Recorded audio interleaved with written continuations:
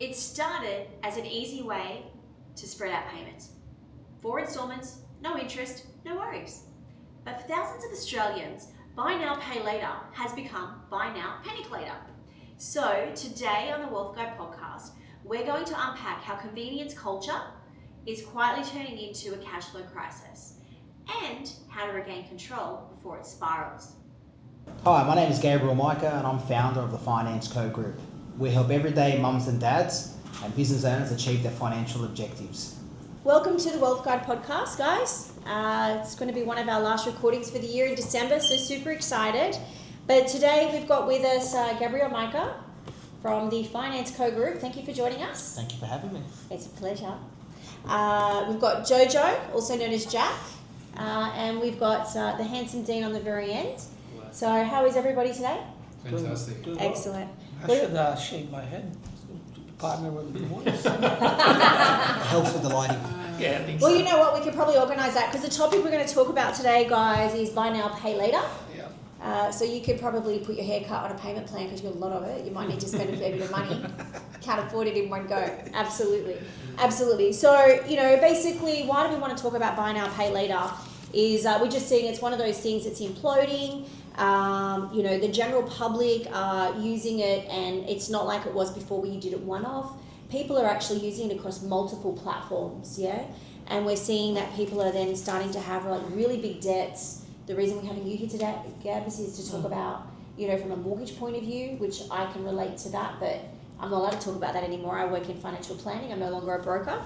And basically, just what that all means. So I guess the first thing we sort of start with for today is, why does everyone think people are using buy now, pay later? So the psychology around it, like why do we think it's easier than cash? Or why do people think it feels safer? I mean, I've got a few different opinions, but I'm, opening it up to the rest of you guys.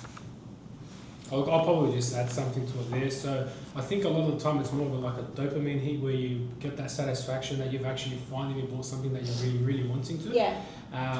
It's just that interest. And then with it as well, what will tend to happen is that it might cost a bit of money to get it, but then you break it down in a buy now, pay later scheme, and it's only going to cost you $50. 100%. It's not a big problem. It's only $50.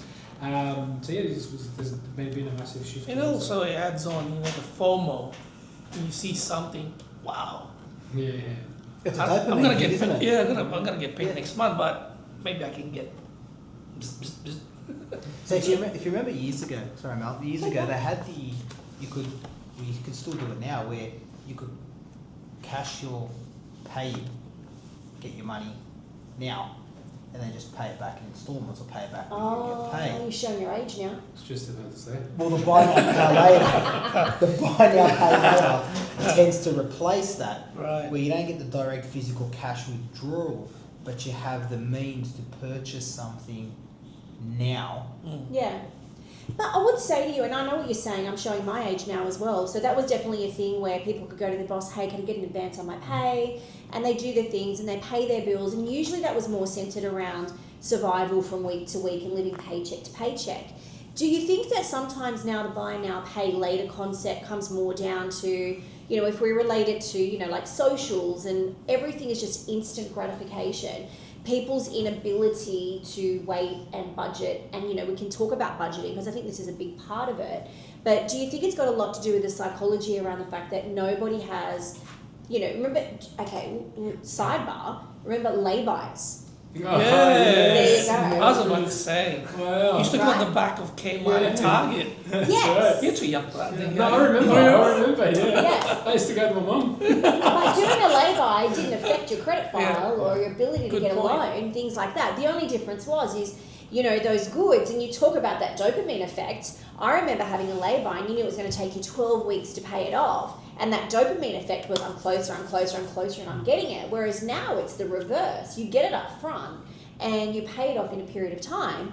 But the question is are people paying it off? Like, what is that looking like? Like, what is the data around it? How many people are getting into trouble? And, I might lean in on you for that, Gabs, because, is it okay if I call you Gabs? Yeah, sure. Thanks. Big call to us. It's only been 5 years. But, to rattle off some data, I did a little bit of research before we did the podcast, but something like 7.2 million Australians are using buy now, pay later. Now, if I'm not mistaken, I didn't check this data. I think, don't we have like 25 million Australians in the country? So that's, you know, close to a third of the population are doing that. The rise of people using it is astronomical. You know, 1 in 3 people are doing it not just on one thing, but they're doing it across everything, like it's a lifestyle. So having been a broker, I remember, and I don't know if it's changed, like I've been out of it for a little minute, but I know when I was a broker, there were certain lenders that if you saw buy now, pay later on a credit file, it was an instant decline or an instant condition. Is that still happening? Oh, this has been coming up regularly within our office. So the buy now, pay later is your after pay, right? But there's also zip pay and zip money. Zip pay is considered afterpay. Sorry, Jack. Buy now, pay later, and zip money is considered the credit card. Yeah. So the banks are becoming accustomed to people using the afterpay, the buy now, pay later, and Yeah. a lot of the banks are not factoring that in when it comes to serviceability. But when it comes to zip pay, the credit limit is on your file. Yeah. I think a crackdown needs to happen. Because when you walk into a store, and I have a running joke, and people get embarrassed by it, and I go, "I do afterpay." And the cashier goes, "Yeah, we do actually." And my theory is old school. If you haven't got cash, don't buy it. Right? 100%. Because if you're going to buy an item worth $1,000, for example, you pay it off for 4 to 6 weeks. Because it clearly says it, pay it off 4 weeks. Yeah. Example of $1,000, $250 a week. But in saying that, banks are looking at it closer. Do you think they're accepting it more though as a way of life? If anything, there's one, yes, correct, but there's one lender out there who has seen the fraud that's now happening around that side of things, which a lot of people don't look at that. When you're putting your personal information out there, right? Personally, myself, I don't use it. If I haven't got, if you're not willing to pay cash, don't buy it. Yeah, but we're not all like, you know, full on, you know, wogs, for one of the phrase. Don't know if we're allowed to have that in the podcast. Where the cash is under the bed. But I say that from a thing of myself. There's always cash in my pocket or whatever. Okay, let's be honest here. You go to buy something these days, you go to your wallet to pull out cash, they freeze. They don't know what to do. Some places don't accept cash anymore. Yeah, As that's soon as you Tell pull me out your that's card, not so when you crazy. go to buy something, the first thing they do is they go bang with the AirForce machine and hand it to you. So I Whatever pick it up happened to and tax evasion? well, Like it's out the door. It's old. but with the banks, they are looking at buy now, pay later in different categories. Right. We do have clients that have the buy now, pay later, and, Okay. and banks are ignoring it. Right. Oh, ignoring it. Well, not ignoring it. It's not there. There's no credit limits per se. wow. So remember when you do a buy now, pay later, Okay. right? So you can do buy now, pay later. Buy football tickets. You can do buy now, pay later. Yeah. There's no credit limit on that. As soon There's as you nothing get- on your credit file that No, says you already that's have 10 or interesting. 12 No. and you can just keep going. It's almost like having a charge card without it being allocated to a single Correct. account. The only time the bank will see it on your credit file is if you have to give a bank statement for whatever reason and it shows up as afterpay. Right. Yeah. Okay. But we tend to have, to cover ourselves from a compliance perspective, we just ask that additional question. We always tell our team, ask that additional question. You want to know how long they've got to go on it. Besides the banks, what you're looking for as a brokers, right? Education is a big part. When you see those things, guys, you kind of say to the client, give them a bit of a pep talk and say, run me through that. Is there something that you do? So Because we see it a lot. I say we, I'm not a broker anymore, but Yeah. we see it a lot. It's an We see it a lot. I can't let go of that broker. Yeah. it's an exciting topic. Yeah. As we progress further, the new generation, I say this on the record, they've become more entitled. They think buy now, pay later is normal. They think afterpay is normal. We look at it as though, why? It's eating into capacity. Correct. Not only eating into capacity, but your afterpay at times, not necessarily afterpay, your buy now, pay later with credit limits. A, it's affecting your borrowing capacity, but B, it's lowering your credit score. Because for every inquiry you make, Yeah. your score drops. So you're moving down a tier from an interest rate capability or lender access, things like that. But, you know, again, one of the things that I looked at the other day is, for example, you talk about $100 here or $100 there or whatever, and there's, you know, a lot of stats around people having, you know, buy now, pay later payments totaling over multiple platforms at anywhere from, you know, $1,500 to $3,000 a month. so But if you reverse engineer that, put it in very simple terms, a $500 a month buy now, pay later payment probably reduces your capacity by, give or take, $1,000 or two, roughly 20 grand.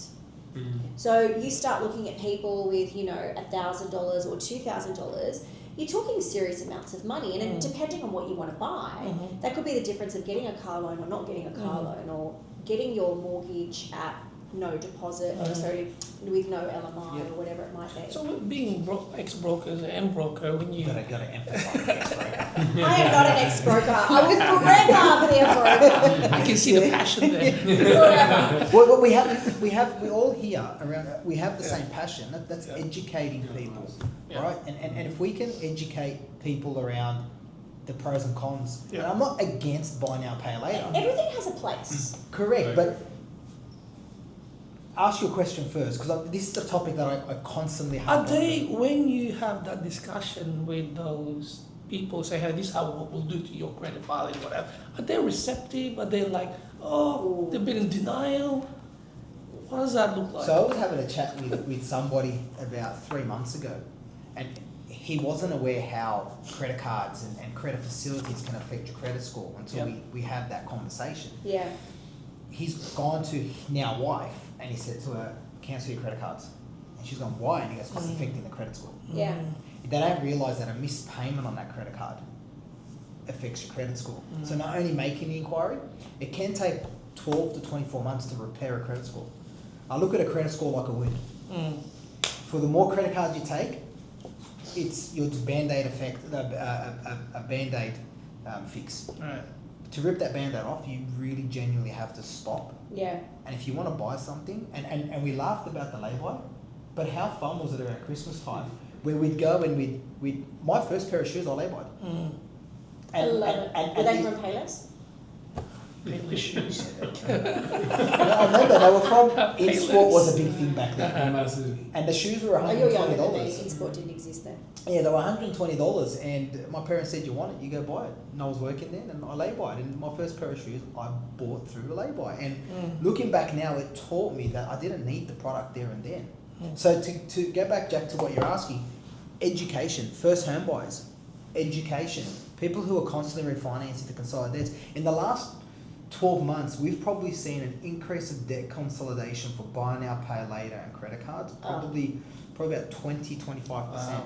Which makes sense, because they say there's about a 38% increase in people using buy now, pay later, and you would imagine there's a small percentage of it that use it sensibly, but then there's a large percentage, which is literally what you're saying, that are getting out of hand, and they're not forward planning, they're not budgeting, they're just going tap, tap, tap, tap, tap, tap, tap, without that, you know, concept of what they're doing. And I guess what I would do is I'd lean over to you, Dean, and to you, Jack, as financial advisors.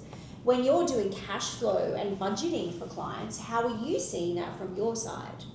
Look, a lot of the time we see that, I always ask clients around budgeting to see, okay, well, what can we really propensity save?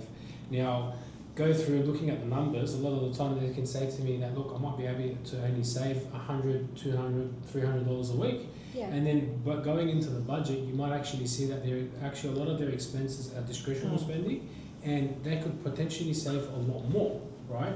So they're actually then utilizing a lot. They're spending a lot of money in areas where they could probably do a lot better in. Yeah. And it's just a missed opportunity. Yeah. Do you know what I mean? So, I've heard you guys make the phrase of, you know, micro debt, which is essentially what buy now, pay later is. It's little incremental debts. How does that affect people when you're looking at a wealth creation plan for somebody or an investment plan for somebody? How does that have an effect, and how do you help somebody with that behavioural change without it being shameful? Because it's not. It's just, as we said, there's a time and a place for everything. But how do you then factor that into that conversation? Yeah, good point, Mel, because going back to the human behavior psychology, when I talk about cash flow budgeting, we say budgeting is a connotation of, gotta get Jack to do budgeting. So I kind of rephrase that, how I do that with the clients is we talk about the lifestyle side of things. People love to talk about holidays. It perks up their ears, right? So I think you go around by that and then partner that with the financial side of things. Yeah. How does that look? Juggling the micro deadlines and things of that nature with buckets. think talks about this stuff as well. Correct. So look, I think it's more or less structuring your finances more Yeah. than anything, right? So you obviously, like Jack's saying, where you've got a bucket where all your core necessities and bills and things gotta obviously come out of. Yeah. Then you can still have that bucket there for discretionary spending, right? But if you know what that amount is and you're keeping on top of that, then Yeah. you're not gonna. That's not gonna get out of hand. And then also, I would always encourage the clients as well, have another bucket there for your future, right? Yeah. Whether that's paying down debt, structuring other investments, looking at what we can do from a tax perspective, because all these things work part in hand and will make a big difference. And we live in 2025, and most of these things you can automate. I have this client, I can't remember the actual app. I said, budget for lunches and coffees for the week. Give yourself $100. Mm. So what happens when that 100 goes over 100? It sends you a notification to both partners that you've gone over the limit of that budget. Guess what happens when you're on Wednesday, you spend $80, you got 2 days to spend on coffees and lunches. Guess what happens? You're gonna eat at home. Can you actually do that in your account? You There's can an set it app, up to. yeah. Is it an app or in your bank account? I think it's an app and also a bank account. It kind of I'll be coming back to you for know that app because I probably could do with an alarm here or there. That's for sure. Good point, Mel. Absolutely. Yeah, But- I think you can automate this stuff. Yeah, okay, cool. So, it's interesting that we say what we say about budgeting and having, like apps that send us little notifications and bits and pieces. And I say what I'm about to say actually quite proudly because I probably could use her to be my financial advisor and planner. Is my eldest child is very structured in her bank account and exactly what we're saying. She has all her different accounts for different things and she will not deviate from the budget that she puts in those. So she does have her spending account, but she won't let anything get out of hand. She has her savings account and then she has her bills savings account. Mm-hmm. So, she's a prime candidate for you guys at some point when she actually has a real job. But, she's as structured gets. But This is the one that's saved in Vietnam and Cambodia? Or is it the that other is one? right, yeah, it's that one. Nice. Yeah. But what's interesting is if I said to you that the biggest demographic of clients or people doing buy now, pay later were 25 to 44. Sounds about right. But it's mostly those mid 30s to 40s. I find that quite interesting because I would have assumed it's a younger demographic. I guess I would ask you, Gabs, in your role, what sort of, do you see a trend of age brackets of people using it, or do you see a trend of what people are buying on it? I'm curious, what are people buying? No, we haven't really gone. I'm curious too. As you were talking, I'm thinking, what do you possibly buy?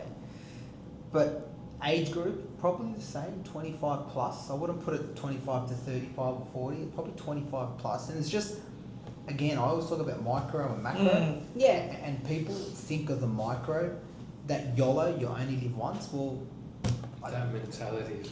that mentality is, it irks me. I don't understand it, and I'm all about enjoying today because tomorrow's not promised. However, a lot of people they want it now. They want it Yeah. tomorrow. They don't care what comes tomorrow. They'll deal with it tomorrow. Yeah. Great attitude to have, but when you're playing with money, Certain things, yeah. and my theory is having It's a a balance. 15-year-old, is what I do now sets his behaviour long term. So if I'm just out there spending, he's not going to understand he's not going to understand respect money. I find buy now, pay later, not to be misinterpreted. There's no Yeah, let's respect. be kind No, because there's no courtesy towards money on the macro, which is long term. It's let me just buy it now, and Yeah. I'll worry about it later. yeah, you want And- people to have a mix. But then that's when they come back to us and they consolidate. This is what 'Cause it gets gets me out the of most. hand. They consolidate their buy now, pay later accounts into a 30-year loan. So you've done a detriment to your own growth and your future Yeah. because you've taken that 5,000-10,000 consolidated Absolutely. and you're paying that over 30 years now. And you know what, leaning in on that, I have to say, I remember being a broker and doing a lot of debt consolidation. And, obviously we're there to provide finance and give loans and all the bits and pieces. But I will say for me, usually doing a debt consolidation, whilst it makes me feel good because it's getting out of them a big payment trap that they're in into a smaller payment trap. But then again, they're then doing it over a longer period. I'll tell you how we get around that. How? So what we do is we say to them, right, let's just say you owe 20,000 in buy now, pay later and credit cards. Yeah. So So they don't want to get a personal loan because they don't want to be confined to paying it off within 60 months or 84 months because Yeah. the repayment's a little bit higher. So what we then do is we give them the 6% rate, hypothetically 6%, and we'll say we're going to set you up a separate facility of $20,000, but your aim is to pay that $20,000 in 5 years. So you Automatic. put on top of the loan. So we put on top of the loan, but rather than getting a person, it's separate. So Yeah. in 5 years, you've just saved yourself, like usually personal loans start from 9%. Yeah. So let's just double that 12%. Rather than taking it for 30 years to 6%, Makes sense. you're paying it at 6% over 7 years. Yeah. So you take that extra 20 over 30 years because there could be 1 year where you go, oh, you know what, I need to pay rego. Well, guess Yeah. what? You've been paying those repayments, take it out of there. Exactly. But it's educating people, and we touched on it before. Education is the key. But again, I'm not against buy now, pay later. If you want to purchase something and you want to pay it over installments, great, right? But when this is showing our age as well. Do you remember when you used to catch a train and Amex would be there handing out brochures just to buy? Do you remember Mr. that? Wong, Mr. Wong, I forgot my traveller's checks. Do you remember that? It was just at the train station. All you do is you go in, you go to the office, ding, ding, ding, ding, boom, you're approved for $30,000. It's true. But It's then- true. I did it just the other day. No, I'm joking. Catching a train, did you? Well done. Good on you. And you But- can pick the colours too. Yeah. Exactly. But exactly. I'm not opposed to buy Yeah. now, pay later, because there's people out there who genuinely live paycheck to paycheck and it suits them. The ones that are disciplined will not manipulate it. The Yeah. ones that are not disciplined and go, you know what, I'll just buy $1,000 worth of products and just buy now, pay later, no worries. Because there's more to it than just affecting your credit score, right? It's also about affecting your credit file and your credit worthiness as well. So there are two factors to Remember it. your credit, and this, I was having this conversation today. People take a credit card and they do a balance transfer. We'll touch on it before. Now on a balance transfer, there's 0% balance, payments. For 6 months or something. But you're still Whatever paying it the might be. minimum Yeah. credit. You're still paying the minimum Correct. credit. You have to pay the 2%. Yeah. The idea is if you're going to do that, like get rid of it. Take advantage of the zero. How many people are disciplined enough to take advantage of the zero and try and pay it out? But I think roll it over, right? Yeah, but I think though if we revert back to psychology, I think this is where the buy now, pay later, whilst, I'm a fan of it if it wants you to get something somewhere, somehow, sooner than later. But I think the psychology around it and the capture for it is exactly what you're saying, is no fees, generally speaking. Unless and if you they miss are, unless you miss payments, unless you pay it for longer. And it's really, I don't know that they're preying on it is the right word, but I think a lot of these providers bank on the fact that statistically most people will go beyond those A terms, lot right? more work will be done in this scene in the years to come. Already one particular bank has said that they've seen a lot of fraud around this now. Yeah. And they're acting on it, and as they all do, they follow suit. So again, I'm not opposed to it. Same as a credit card. I don't know if you guys have credit cards for Qantas frequent flyer points reasons. But well, there you go. I don't fly Oh, she Virgin. loves But anyway. Virgin. I love Yeah. You guys love Virgin as well because of me, so let's just be serious. But in saying that, I keep repeating it. And people go, "Oh, why are you so against it?" I'm not. It's just you've got to be disciplined. Same as your routine in life. You've got to be disciplined. If you're not disciplined, it'll come back to bite you. Yeah, I like that you said that because that'll then lead into our conversation later when we talk about leads. But we'll come back to that. Sure. Too easy. On this platform. So, you touched on something just before about micro debt versus micro discipline. So what I'll do is, if I could ask each of you just to give me one thing that you would say about building financial resilience to a client in front of you, whether it be for a plan, whether it be for a budget, whether it be for a loan. What's one suggestion that you would make to your client? I think, like anything in life, I think you need that someone kind of behind you to support you. Because if you're on your own kind of thing, you kind of do your own thing and go on the whirlwind kind of thing. Yeah. But if you've got someone guiding you, educating you, again, is that word, then you kind of set you in the right path and be disciplined in that. Yeah. Whether that's It's cash flow. behavioral. It's breaking that behavioural pattern that's set from our parents. Exactly. So I think that the key message, like Gab's already alluded to this, discipline's key as well. But sometimes it can be self-discipline, or is that partner with someone that can help you? Yeah. Yeah. What about you, Dino? I would say a lot of the time these purchases tend to be impulse buys, right? So maybe take 24 to 48 hours before you actually pull the trigger. So that Okay. at least you're giving yourself an opportunity to process and say, okay, well, should I really be buying this? Yeah. Look, not buy now, pay later story, but a perfect example is we all flew to the Gold Coast for a conference recently, Did and we? you were wanting to buy something in the Gold Coast for 2 weeks prior. When we got there, the Yes. first thing you did was get an Uber and go buy it. Yes. So, kudos to you. It wasn't an impulse, but it was a must have. That's it. So, yeah, no, but you know what? It's so true. Like, I know, and again, I'm going to sound like a girl now, and I shouldn't be sexist because I'm sure you guys hopefully are the same. The amount of shopping carts that I feel when I'm online, like it's like Timo. Is it Timo or Amazon? No, it's usually like Farfetch or something like that. But Versace, Sorry. Gucci. Exactly. Is there an app for that too? Versace and Gucci? I'm sure. there is absolutely. But imagine like we've all gone from being in a retail centre predominantly to doing everything online. And your favourite thing in a retail centre is when you go and window shop. So the best time to go is when the shop's shut because you can look at everything and do whatever. Now we do it online, and the amount of carts that I have full, and I just then get so overwhelmed at the amount of stuff. I'm like, oh my God, I can't afford that. I hadn't thought about doing buy now, pay later. Maybe I should consider it. But I leave it there and I close it down and go, right, let me see how I feel about that tomorrow. And then I start getting all these reminders, and then I get sick of the reminders. It's like the doctor telling me to go have an injection, and I just go delete. I don't want to hear anymore. So, that window cart shopping style or wait the 48 hours kind of thing, that's a really great piece of advice. I love that. I'm going to keep doing it and do it in a different way. Gabs, what about you? What's your advice, apart from don't do it? No. Surprisingly, need versus want. Do I need it or do I want it? But that's a different discipline. We're talking about two parts, right? Because we live in a world of instant gratification. People no longer wait for anything. You've also got to be self-aware. Yes. So, People have questions. my point exactly, right? So need versus want. Do I need it or do I want it? Yeah. And that's the buy now, pay later is I need it, I want it, let's go get it. Whereas I myself personally will walk into a shop and I'll pick up the pen, I've gone, nah, you know what, it's more of it's a need. I don't. I'll give you an example of that. It's different mindset now. Yeah. The generation now is completely different. Yeah. mindset, I'll give you- sorry. Everything's so easy to access. Yeah, So- true. I had a client last year, a young guy, works in export-import, his son works that, earns quite well. Anyway, long story short, calls me up and said, Jack, I'm looking at buying a car. I said, nice. Are you paying this by cash or whatever? It's a $180,000 car. I said, oh, okay. I actually asked, is this a want or a need? Because this will affect your cash flow, what your plan was. Yeah. Guess what? He hangs up, calls me six weeks later, Jack, bought a car. Oh, did you buy the Mercedes? No, I bought a Mazda instead. The car gets from point A to point B.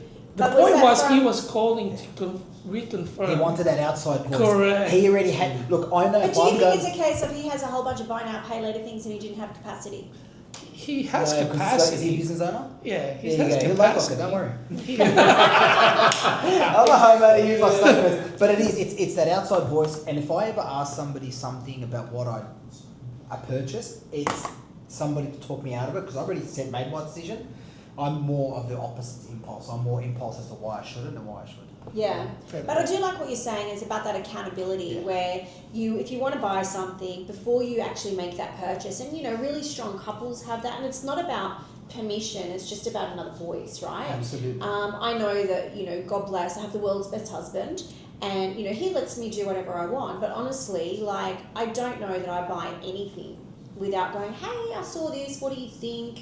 Rah. And That's it's, a nice way of her saying, I asked him, how'd you look in this week? And if he goes, no worries, it's the all clear. That's The it. psychology of a footballer. He's an accountant. Oh, well, there you go. So, no, look, honestly, Love I the usually love do it yeah. so that he goes, no, and he'll just go buy it for me. Yeah. Then I don't feel like I've spent money. But on a serious note, though, he's like, he is that voice of reason and vice versa.